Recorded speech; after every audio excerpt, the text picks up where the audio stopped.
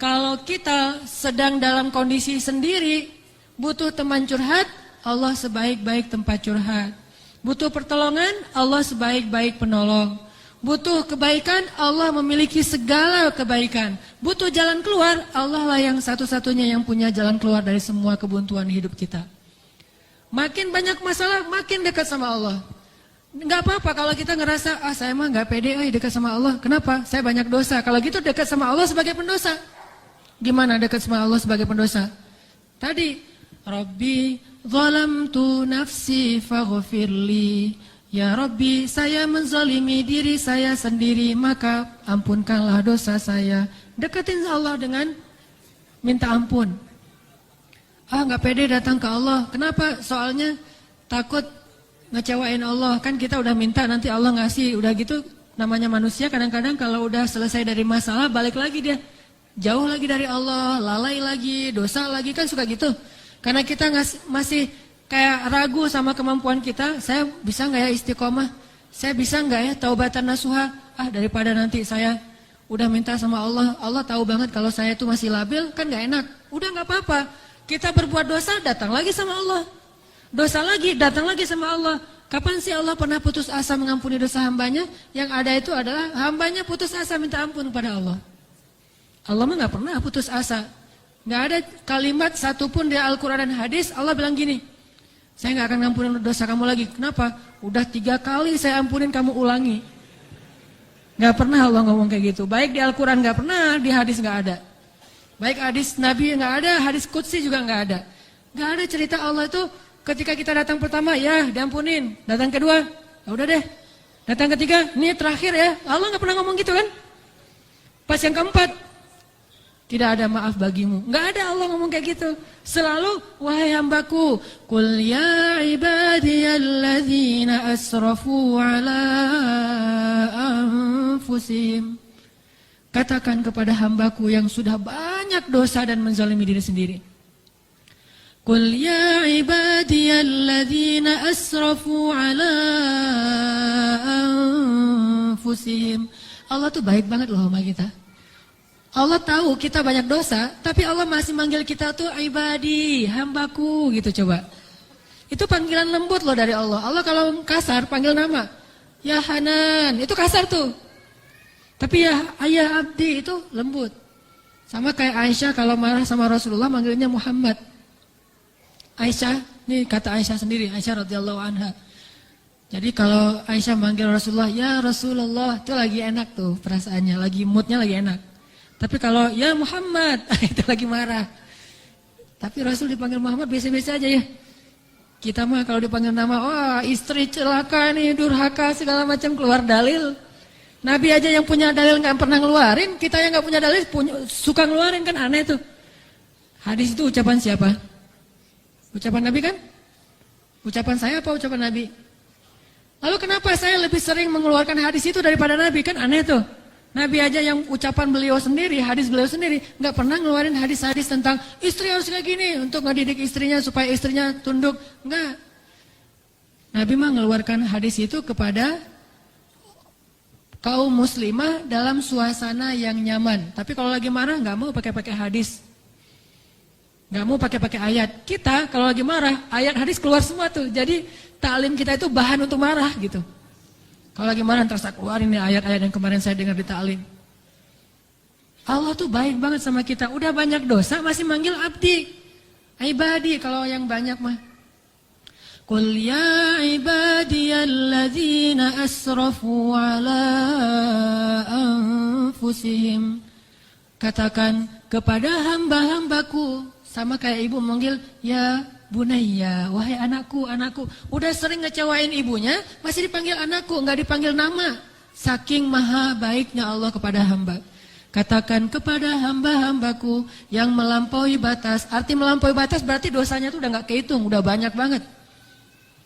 Dia buat zina, dia membunuh, dia minum khamar, kalau sekarang narkoba, dia pokoknya durhaka, ninggalin sholat, semuanya dia lakukan, termasuk perdukunan, syirik.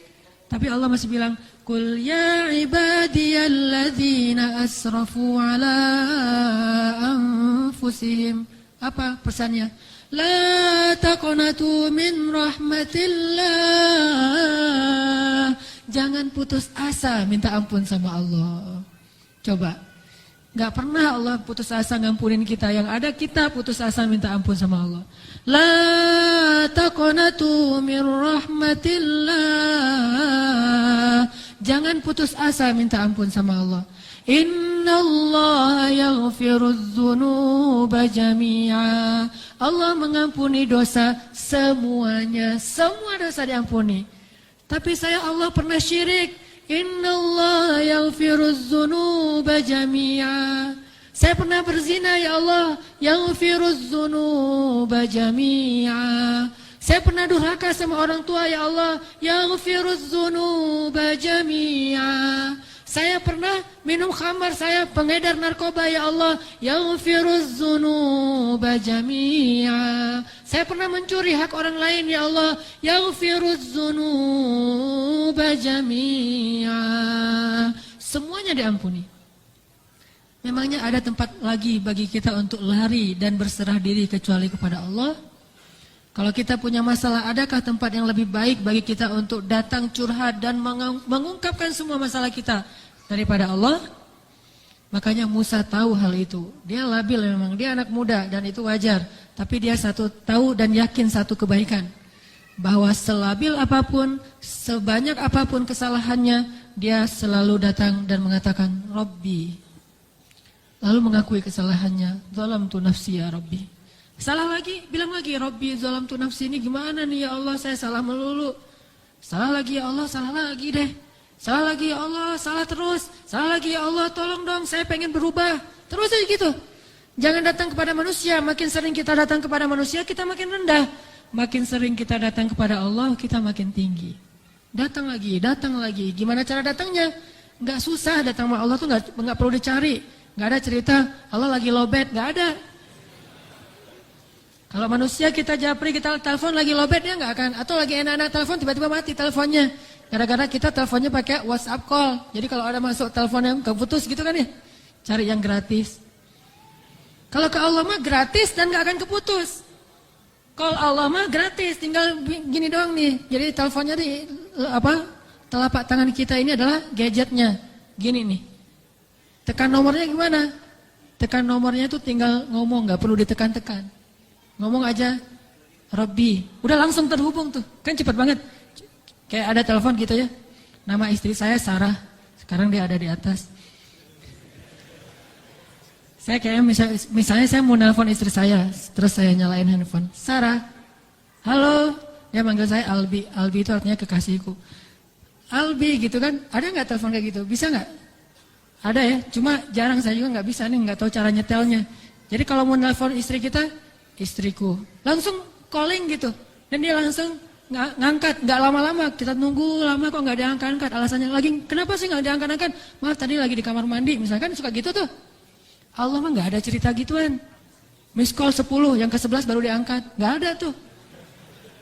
Allah mah nggak ada miss call, nggak ada disconnect, nggak ada sinyal jelek, nggak ada habis pulsa, nggak ada kepotong sama call yang lebih berbayar mahal. Nggak ada yang kayak gitu-gituan. Kalau Allah mah tinggal bilang, Rabbi, ya abdi, labbaik ya abdi, aku terima apa yang kamu butuhkan ya abdi, sebutin gitu. Allah tuh gitu, cuma kitanya nggak mendengar dengan lisan, dengan telinga. Kita harus mendengar itu dengan hati kita. Kalau kita yakin, ana inda dhanni abdi bi, aku tergantung yakinnya hambaku, prasangka hambaku, gimana perasaan hambaku. Kalau kalian yakin aku mendengar dan mengijabah, aku pasti mendengar dan mengijabah. Kan gampang, Allah mah tergantung kita ya. Jadi jangan salahin Allah, Allah aja bilang tergantung kita. Kalau kita ngerasa doa kita nggak diijabah, jangan salahin Allah, kok Allah nggak ngijabah. Salahin diri kita, kenapa kita nggak yakin Allah mengijabah. Yakin kok, kalau yakin ngapain dipertanyain. Kalau kita yakin jangan dipertanyakan. Karena Allah pasti tidak akan ngecewain hamba yang datang kepadanya.